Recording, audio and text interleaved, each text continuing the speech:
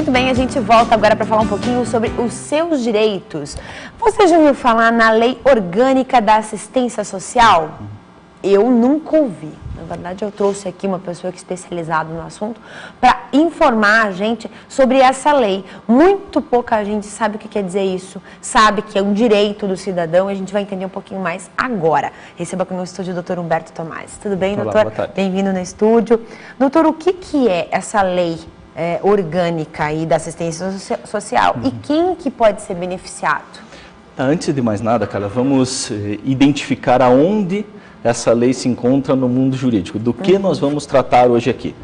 São benefícios assistenciais que fazem parte da Seguridade Social. A Seguridade Social no Brasil, ela tem 3 vertentes, que é a Previdência Social, organizada e fiscalizada, administrada pelo Instituto Nacional de Seguro Social, lógico, a Previdência do regime geral, existem as previdências de outros regimes, a Saúde, que é administrada pelo SUS, e a assistência social, que integra um conjunto de programas do governo federal, estadual e municipal também, para suprir as necessidades mais básicas da população mais carente. A Previdência Social, ela tem uma contrapartida, que é a contribuição. A assistência social independe de contribuição. Então, ela abrange a parcela mais carente da população, independentemente de uma contrapartida desse beneficiário.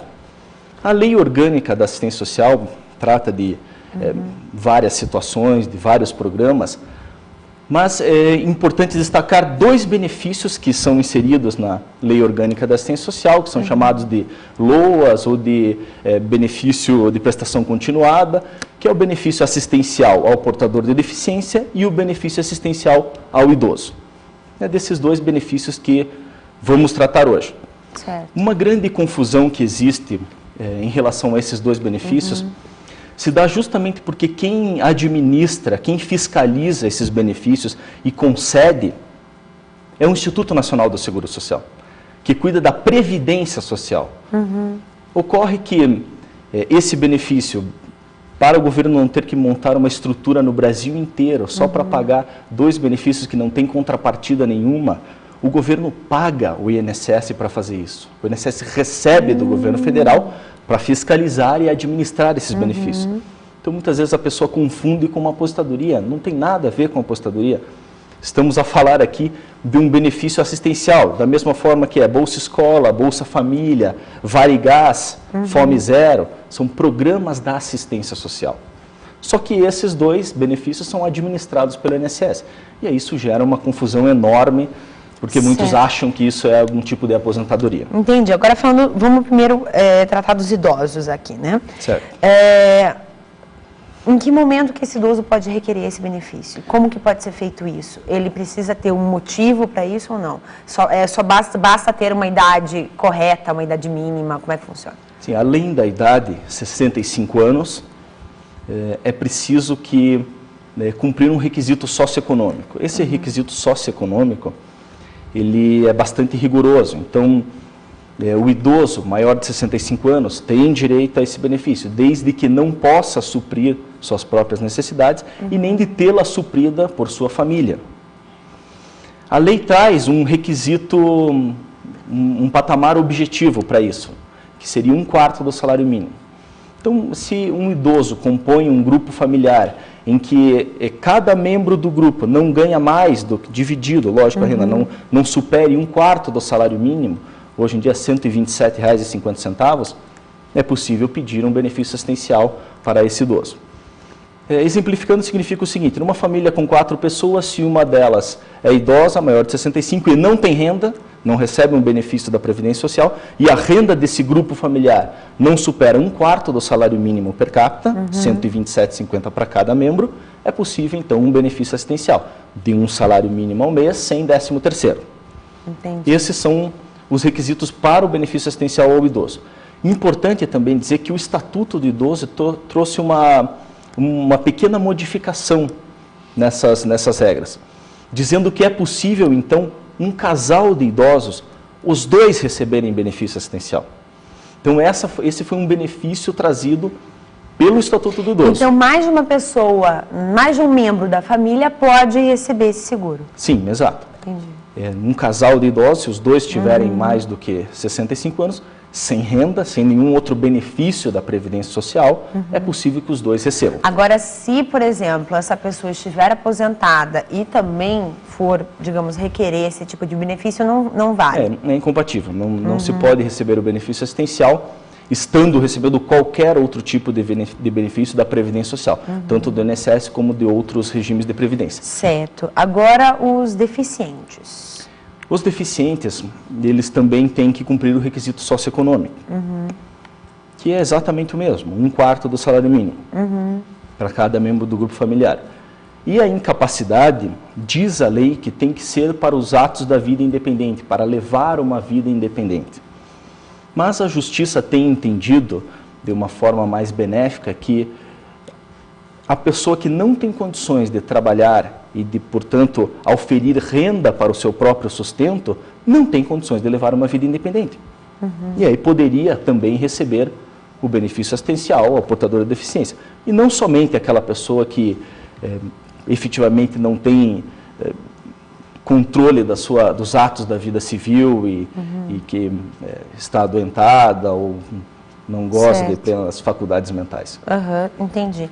Agora, nesse caso dos deficientes, também gera a mesma situação. Não pode estar recebendo benefício do governo, do INSS, para poder solicitar esse benefício da lei orgânica. Sim, exato. Essa é uma regra que vale para os dois. Não é possível receber um benefício da Previdência Social e um da assistência social.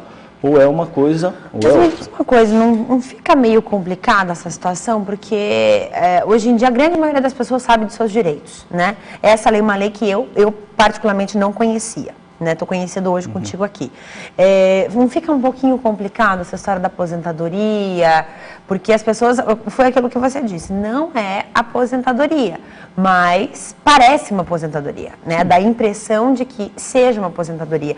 Hoje no Brasil as pessoas elas estão, digamos assim, mais informadas, mas hoje, até na tua experiência, tem mais pessoas aposentadas ou mais pessoas que, digamos, sofrem dessas situações de negligência social e que precisariam requerer esse tipo de benefício? Bom, em termos de concessão de benefício, lógico que existem muito mais aposentadorias do que benefícios assistenciais concedidos.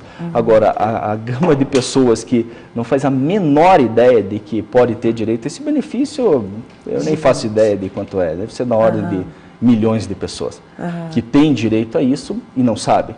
Não sabem porque não é divulgado, porque estamos falando da parcela mais pobre da população, mais carente, sem informação, sem educação, sem acesso a nada.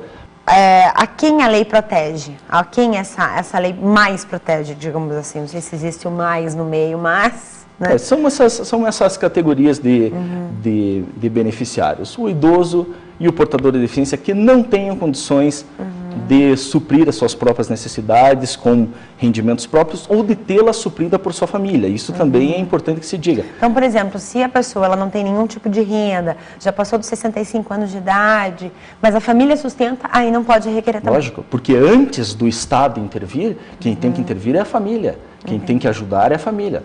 O idoso pode pedir alimentos para os filhos, por exemplo. Se os filhos têm condição, o Estado não deve intervir. É só no último caso que o Estado vai prestar essa assistência social, quando não há realmente nenhuma forma de sustento, e nem de sustento pela família. Aí o Estado deve intervir. Aí é para isso que serve o Estado também, para isso que serve a assistência social. Certo. Doutor, você como advogado, né, a gente poderia até colocar aqui, algum paciente, é bom, né? Algum cliente seu, já fez contato contigo para saber dessa lei, para requerer esse tipo de benefício? Por incrível que pareça, tem muitos clientes. Muitas pessoas em Curitiba vêm buscar esse benefício, mas eu tenho certeza que um número ainda maior de pessoas não faz a menor ideia de que tenha direito a isso.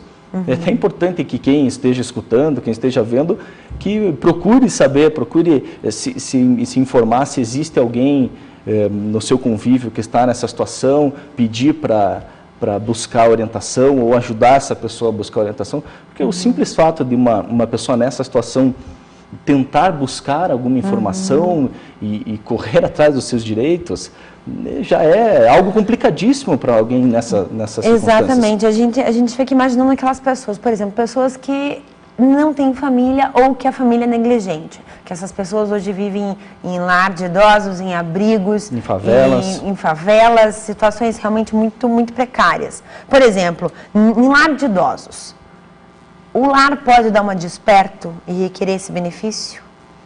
No lugar, por exemplo, já solicitando para o idoso, mas já passando a mão, como é que funciona isso? Entendo, poderia sim fazer. Lógico que o idoso é que vai ter que, por exemplo, assinar uma procuração para o representante, ou ir até o INSS solicitar o benefício, mas o lar pode eventualmente acabar ficando com o cartão de benefício e sacando o dinheiro todos os meses. Isso pode acontecer, sob a desculpa de pagar os gastos desse idoso dentro do lar.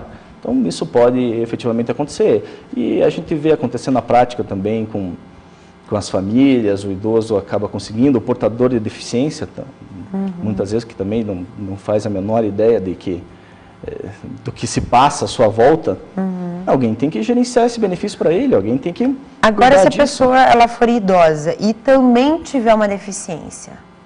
É mais fácil conseguir pela idade, porque aí não precisa comprovar Mas aí a o benefício é só um. Só um. No INSS, essa pessoa consegue esse tipo de informação ou não? Tem que conseguir no INSS. O Instituto está ali para isso, para prestar essas informações. Recebe do governo federal para isso, para fiscalizar, para orientar, para conceder os benefícios. Os advogados, os colegas que eu converso, a absoluta maioria não cobra inicialmente para fazer esses pedidos. Só no final, se tiver sucesso. Doutor, agradeço muitíssimo a sua presença aqui.